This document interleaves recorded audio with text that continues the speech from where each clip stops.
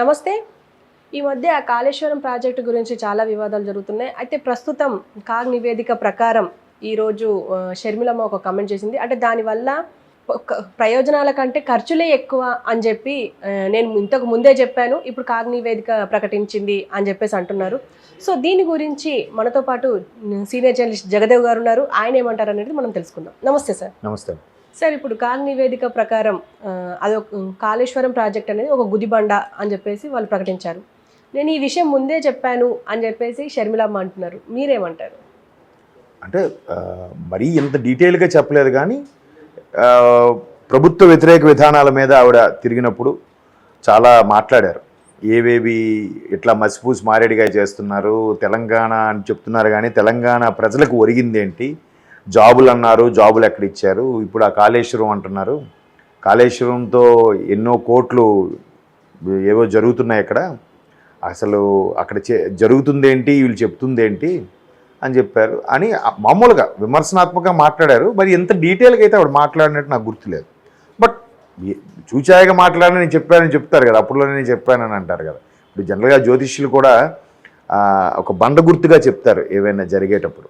ఆ బండ గుర్తుగా చెప్పిన తర్వాత నేను అప్పుడు చెప్పాను కదా, ఇప్పుడు అంతకుముందు వేణుస్వామి గారిది కూడా ఒక హైలైట్ అయింది గుర్తుందా, టాలీవుడ్ ఇండస్ట్రీలో ఒక ఫేమస్ హీరో అలాగే ఒక ఫేమస్ హీరోయిన్ చనిపోతారు 2023లో అన్నట్టు చెప్పారు.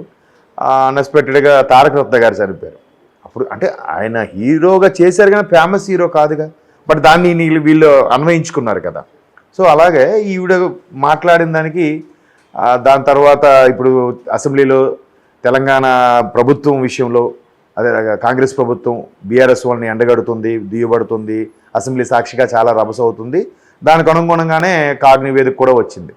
అంటే వీళ్ళు మొదటి నుంచి చెప్పొచ్చేది ఏంటంటే దానికి ఎంత ఎక్స్పెండిచర్ చేస్తే భావితరాలకి ఎంత ఉపయోగకరంగా ఉంటుంది, ఎంత యూజ్ఫుల్గా ఉంటే నెక్స్ట్ జనరేషన్స్కి సుమారుగా అది ఎన్నో వేల ఎకరాలకి పంటకి నీరు అందుతుంది, చాలామంది దాహార్తి తీరుతుంది అని చెప్పుకొచ్చారు.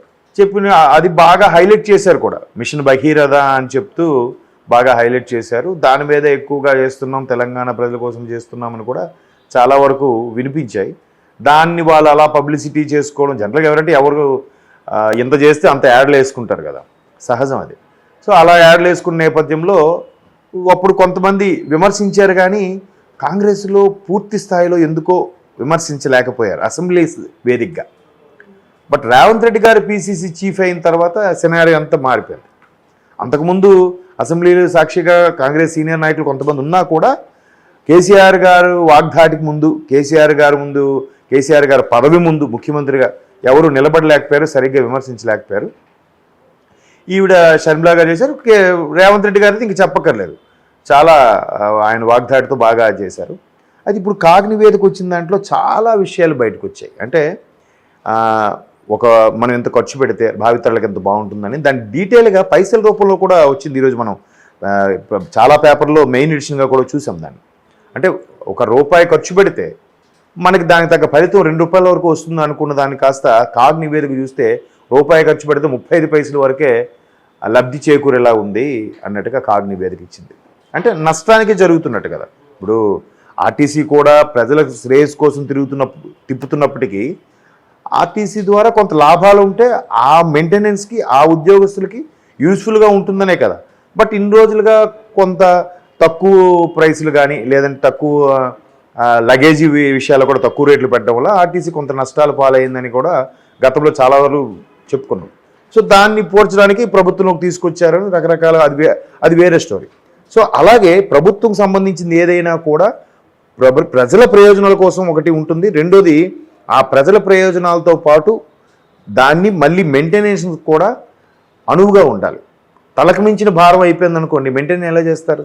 అందులో గవర్నమెంట్ సెక్టార్ అంటే ఎక్కడికక్కడ గవర్నమెంట్ హాస్పిటల్స్ చూడండి, కొన్ని దగ్గర కొత్త బిల్డింగ్లు తప్ప పాత బిల్డింగ్లకు వెళ్తే దానికి సరైన పెయింట్లు ఉండవు, సరైన మంచాలు ఉండవు, సరిగ్గా ఫెసిలిటీస్ ఉండవు, రకరకాలుగా మనం చూస్తూ ఉంటాం. రియలిటీగా కూడా సినిమాల్లోనే చూపిస్తాను కాదు, నేను రియలిస్టిక్ కూడా కొన్ని చూశాను.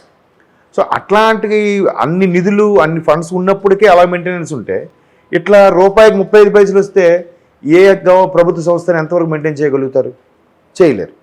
దానికి తోడు అది బీటలు వాడడం, కొంచెం కుంగినట్టుగా ఉండడం, మేడిగడ్డది ఇవన్నీ కూడా ఒకదానికొకటి లేవనెత్తే ప్రశ్నలుగా మారాయి. ఇప్పుడు దాని మీద కంట్రోలర్ అండ్ ఆడిట్ జనరల్ అనుకుంటా, వాళ్ళు ప్రతి సంవత్సరం కూడా నివేదిక ఇస్తూ ఉంటారు. ఏంటి ఎవరెవరు ఏ రాష్ట్రం పద్దు ఎంతవరకు వేసింది, ఎంత బడ్జెట్ వేసింది, ఆ బడ్జెట్ని ఎంతవరకు వినియోగించింది, అది పూర్తి స్థాయిలో అది ప్రజలకు వినియోగపడిందా లేదా. ఇట్లాగే కాగ్లాగే ఇంకోటి కూడా ఉంటుందండి, ఏంటది ఎన్ఎస్ఎస్ అని ఒకటి ఉంటుంది, నేషనల్ శాంప్లింగ్ సర్వీస్ అని ఒకటి ఉంటుంది. అది కూడా మ్యాక్సిమం ఇట్లాంటిదే, కాగ్లాగా అంత డెప్త్గా వెళ్ళదు కానీ ఫర్ ఎగ్జాంపుల్ పలానా ఏరియాలో ఒక పంట పండుతుంది, ఆ పంట ఈ పూర్తి స్థాయిలో ఎంతవరకు రీచ్ అవుతుంది, అది అక్కడ ధాన్య మిల్లులో ఆడిన తర్వాత అది ఫుడ్ కార్పొరేషన్ గొడవల్లో కూడా నిల్వలు ఉంచిన తర్వాత అది ఎక్కడెక్కడికి వెళ్తుంది, రేషన్గా ఎంతమందికి వెళ్తుంది, లేదంటే డీలర్లకు ఎంతమందికి వెళ్తుంది, దాని ప్రైస్ ఎంత ఉంటుంది అనేది కూడా ఆ సర్వే చేస్తుంది. సో అట్లాంటి ప్రభుత్వ సర్వేలు ఉన్నాయి, ప్రభుత్వ సంస్థలు ఉన్నాయి. సో ఏంటంటే ప్రతిదీ కొట్టొచ్చినట్టు చెప్తుంది అనమాట. మీరు ఎంత పెట్టుబడి పెట్టారు, దీనికి ఎంత ప్రయోజనాలు ఉండాలి, ఎంత ప్రయోజనాలకి రీచ్ అవ్వలేకపోయారు అని కూడా చెప్తుంది.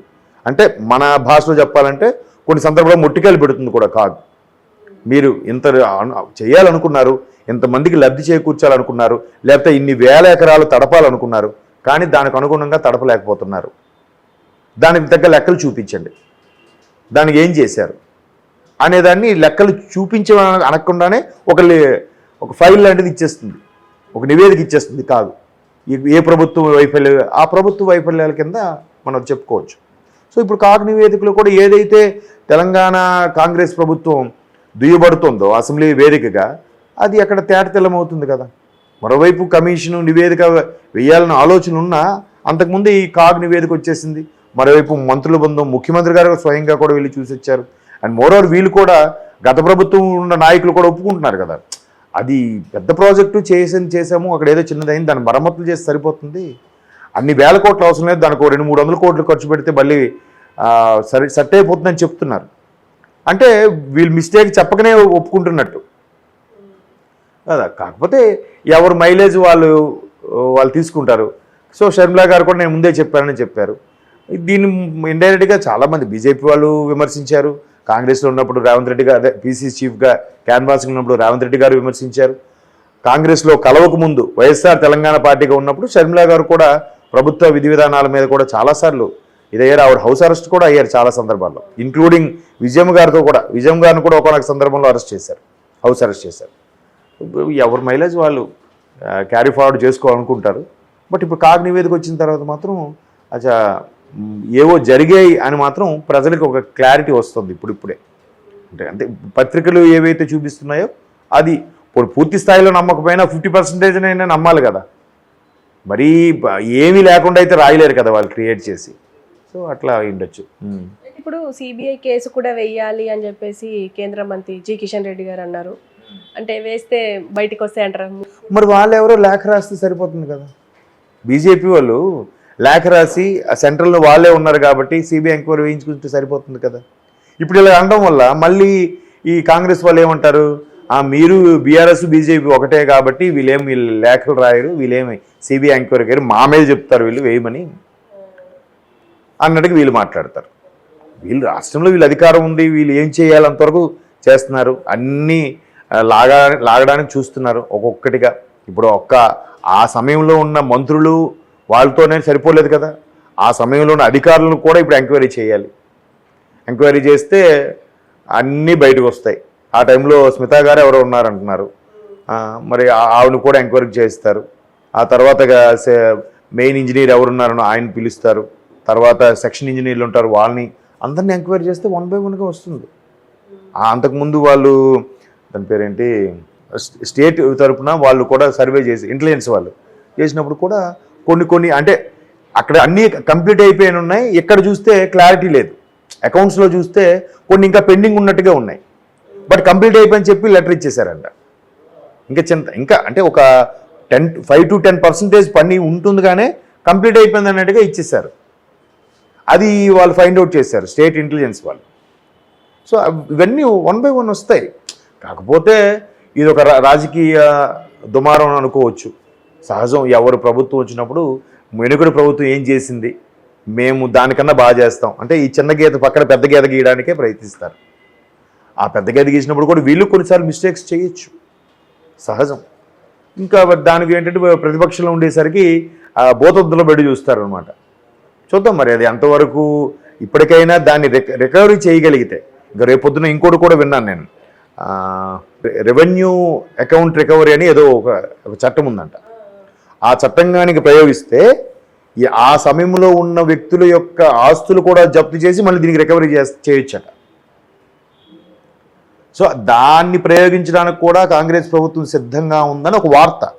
అంటే ఇంకా అది పూర్తి స్థాయిలో డెసిషన్ తీసుకోలేదు, మంత్రివర్గం అది నిర్ణయం తీసుకోవాలి. అంటే ఆ రెవెన్యూ యాక్ట్ రికవరీ అని ఏదో సంథింగ్, నాకు కరెక్ట్గా ఐడియా లేదు, నిన్న ఒక సీనియర్ విశ్లేషకులు చెప్తుంటే విన్నాను. అట్లా అది కానీ చేస్తే ఆ సమయంలో ఎవరెవరు ఏ మంత్రులు ఉన్నారు లేకపోతే ఏ అధికారులు ఉన్నారు వాళ్ళందరి నుంచి కూడా జప్తు చేసి వాళ్ళ సంపాదించిన దాంట్లో ఎవరెవరికి ఎంత ముట్టిందా అని ఎంక్వైరీ చేసి కానీ, లేదంటే ఎవరి వల్ల ఎక్కువ నష్టం జరిగింది, ఎవరి నిర్ణయం వల్ల ఎక్కువ ప్రభావం చూపించింది అనే దాని మీద మళ్ళీ రికవరీ చేయడానికి కూడా ఒక చట్టాన్ని ఏదో ప్రయోగించవచ్చు అనే ఆలోచనలో కూడా ఉన్నట్టుగా తెలుస్తుంది. చూద్దాం ఇది అటు తిరిగి ఇటు తిరిగి ఎటు వెళ్తుందో, ఎవరు యాడ్స్గా యూజ్ అవుతుందో, ఎవరికి యాంటీగా యూజ్ అవుతుందో. ఒకవేళ అలా జరిగితే ప్రభుత్వం అప్పులని తీరిపోతాయేమో సార్. అది అలా అయితే జరిగేవారు కాదు, ఇంకా మనం అలా ఊహించుకోవడమే ఇంకా. అవును. Okay sir, thank you. Thank you.